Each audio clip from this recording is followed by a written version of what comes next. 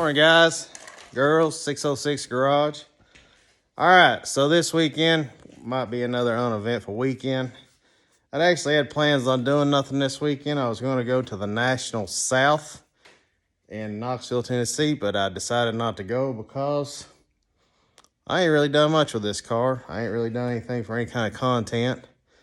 I am currently cleaning out my compressor room. Now, I've got a room on the back of this shop that's off from this building, and it's got two 80-gallon air compressors in it. And that's what runs my air for this shop. And they're old. They're like horizontal 50s style. I'm hoping, one day I'll actually have enough money. I'll buy two vertical 80-gallon air compressors, and I'll pull those out and have upright, and I'll have me another section put some shells, because we need shells. We need parts. I actually just put up 3 metal shells back there, and I got one together for my dashes, because they take up a lot of space, and they're just fragile. I got one back there on them seats. I want to get them out of here, and because if I'm stepping over them, I'm liable going to tear them up. After I get that taken care of, I need to work on my tractor. Kubota, Google it, fuel issues. I always got to pull a tank off of it because it's got something in it. It's just terrible design by Kubota. They ought to put a recall on them and take every one of them back and fix their poor design. I'm going to get mad. Other than that, I was going to fix the pickup on that tank, and I don't know if I'm going to do that today because it's about an 8-hour job pulling tank off that Kubota. Regardless, I may finish working on this today to where I can get this to pull out so I can get the tractor in here. And I'm going to do a video on that tractor because, like I said, this ain't a Fox Body channel. This is just an all-around shop channel. I just happen to be working on this Capri. So, guys, bear with me. We're going to have some fun. Well, I ain't having any fun. But we're going to get to where we can get back into this again.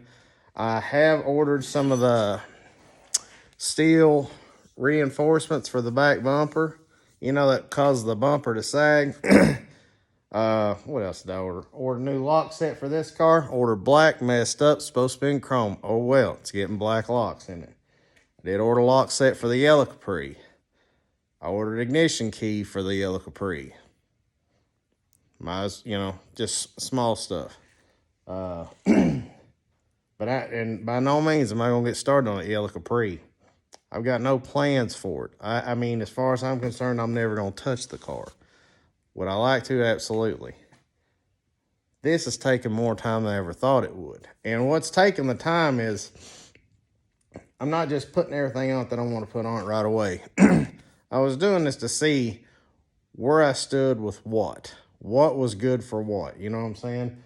What was the factory heads good for? What was the E7 heads good for? And then I'm going to find out what are the ported E7 heads good for. I'm going to try a couple intakes on it. We tried the factory 4-barrel. Now we've got the ported factory 4-barrel. Next, I'm going to put that old FB4 Edelbrock Performer intake on it. And I'm probably going to end up...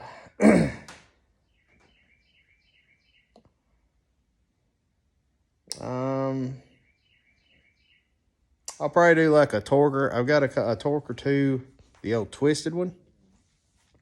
The reason I liked it, because it's period correct. Those were a hot intake when these cars were around, I think the one that I had is dated 1974 or 76. Then I've got that Chinese Victor Jr. intake. I'm not going to put it on this car. I don't know what I'm going to do with that.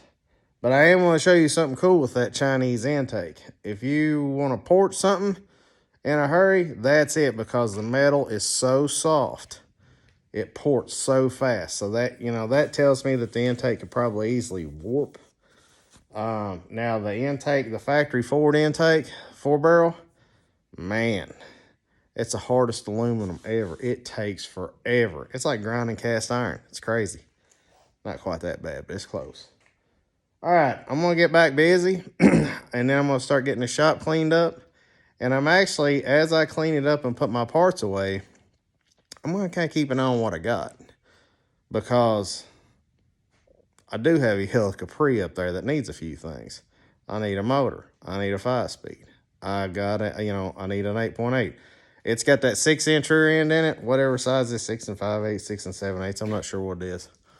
I'm gonna go ahead and pull that out of the car, and I have a loose 8.8 that I'm gonna slide underneath of it. And I just met a guy the other day that did, he round tracks cars. Well, he's got an 8.8 in one. And I'm going to take him that 6.5 so he can stick it back in that car and keep rolling it around. And I'm going to, but he runs a 7.5 rear ends for the dirt. So I've got a 7.5 inch rear end housing. I'm going to take that to him as well so he can use that. We kind of, to me, that stuff's worth nothing. So I'm still going to pay him, like, I don't remember, 150, 175 bucks for a rent. I don't exactly remember, and trade it out. He can still roll his thing around, and and I'll have another 8.8. So I'm at the point now. Let's see, my 8.8 right there for that car. Everything here has got an 8.8 in it, except that yellow convertible, and I have a powdered blue 80 or 81 coupe in a different location. It will eventually get up here. Eventually. It's actually an amazing car. 40-some thousand miles. True barn find. True barn find. We'll get to it eventually. I might plug a picture of it or something like that. So I gotta get back busy. I'll let you know what I'm up to by the end of the day. All right, guys, we're going to wrap up this Saturday. I did get the timing cover back on the water pump. I'm going to let this set up overnight because I'm using the Harbor Freight RTV. And I'm going to tell you what, that stuff is good. And it's $4 a tube. So I've tried it. I can verify that it works pretty good. Now I use this on the intake one time out. I mean, it had this thing cemented to the engine, no leaks. And I went back to the Permatex. It just, you let it set up, and you let it set up for a few days. Man, this stuff's good. I mean, it's good. It's hard to get off though. If you don't want to fight, don't put it on there. But if you're gonna put it on there and you don't want to take it back off, it's good stuff. So, and I just bought it because it was cheap. I bought 4 tubes or 3 tubes of it. I'm gonna put the fuel pump back on. I've got my fittings, my fuel line fittings, to change it to 3/8. And I'm debating on doing that because it's just more time consuming. I won't do that right now because let's make sure this thing's gonna run first. I'll get this thing back together, get some water in it tomorrow. No leaks, everything's good. I'm gonna go ahead and button the rest of it back up. And yeah. I gotta go get a fuel pump for my tractor. I drained the tank out of it. And I found one problem with the tank. The vent wasn't working correctly. Thought that had it fixed. And everything run good, fine. New fuel filters. And I took it out there and started using it, and it just slowly went down on me. Just like it started running out of fuel. So it's a fuel pump. I'm gonna go to Advance and buy one Edelbrock diesel fuel pumps. A little bit more pressure than what that's supposed to be. The one from Edelbrock's 4 to 7 pounds, and that's that one's 3 pounds. So 3 to 4. So I hope it works. I hope it doesn't do nothing to my injector pump. If that's I'm not a diesel mechanic, so I wouldn't know. Guys, have a great Saturday, and we'll get back on this tomorrow. I got my shelves put up. Things are starting to disappear off the floor. I'm able to start cleaning up. That makes me happy. That means we're going to start getting busy again. We're going to get to rolling. If I can work easy, more gets done. Remember that. So once I get this car running, I can get this thing moving in and out on its own power, and I know it's good. Come back in, subframe connectors. Hopefully I get this thing running tomorrow. It runs good. Maybe I might prep the subframe connectors tomorrow and I'll video doing that. So guys, have a great one.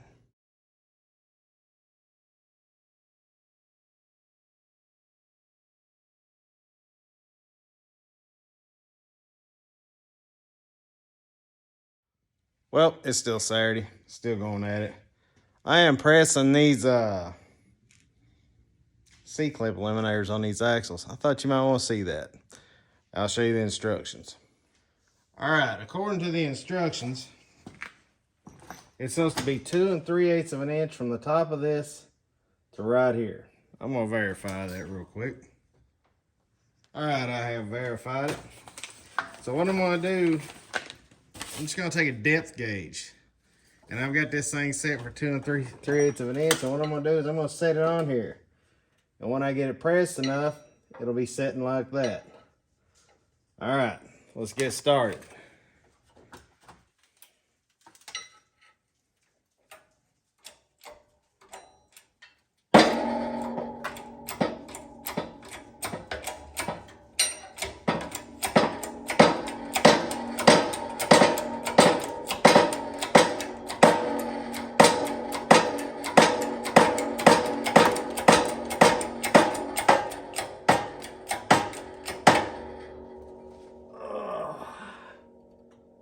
What are we doing here? All right.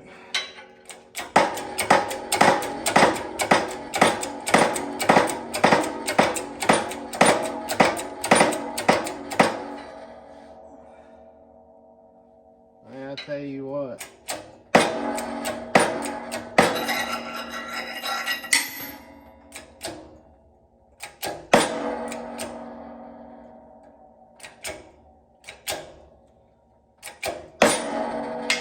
There it is.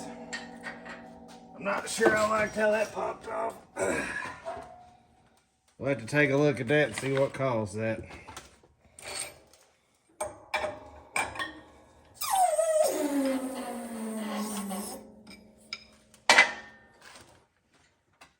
All right, let me show you what happened. I wasn't paying no attention. They just separated these things. That gets pressed on too. This is a pinion bearing. Will work perfect for this. So the next one will be even easier.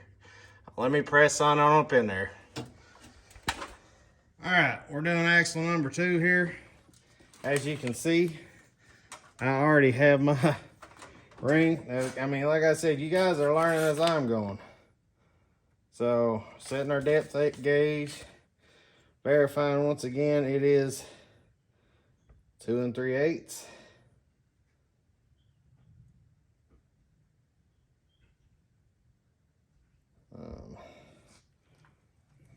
Quarter. Yep, 3/8. All right, got a long way to go.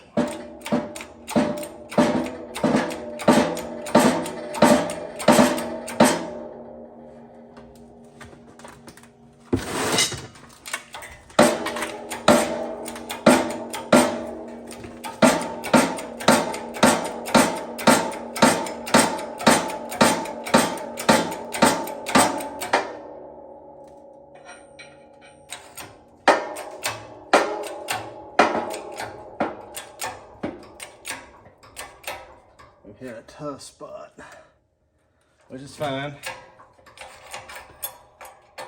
Just keep going. It's a pretty tough old press. Still got a ways to go.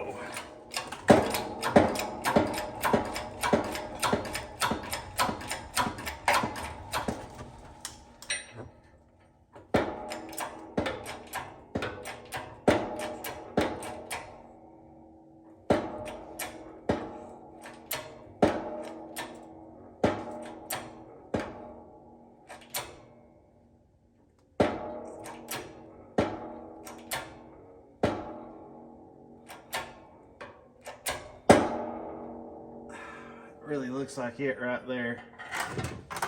All right, so take a little pressure off of it.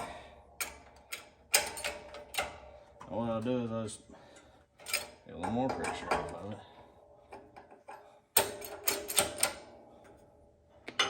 these off.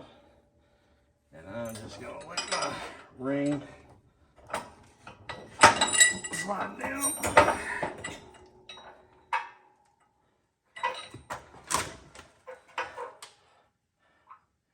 And I believe I went about a 16th too far.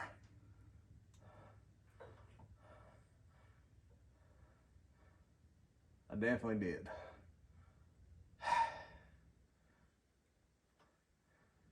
All right. Well,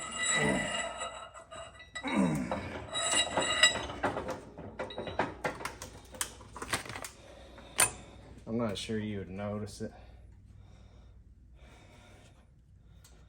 but you might.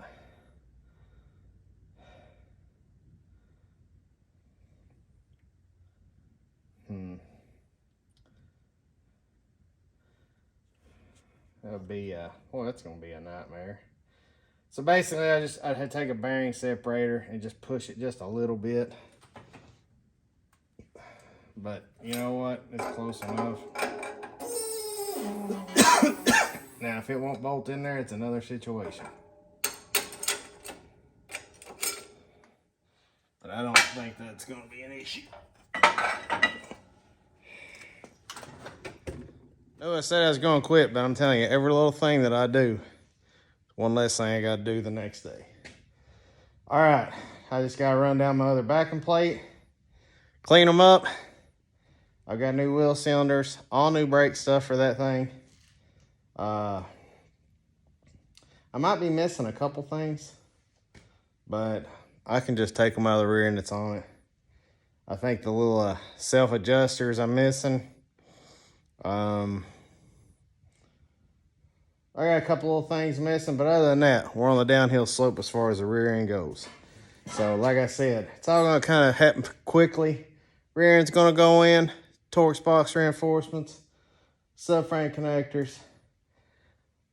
I'm gonna go ahead and take the interior out of this car as well. That's why I was cleaning out in the back. I was making room for it. And I'm gonna put the race seats in it because like I said, June 3rd? I'm gonna do everything I can. If I don't make it, it's not because I didn't try. But anyway, we're gonna get it quicker anyway. Guys, now I'm going home. Have a good one.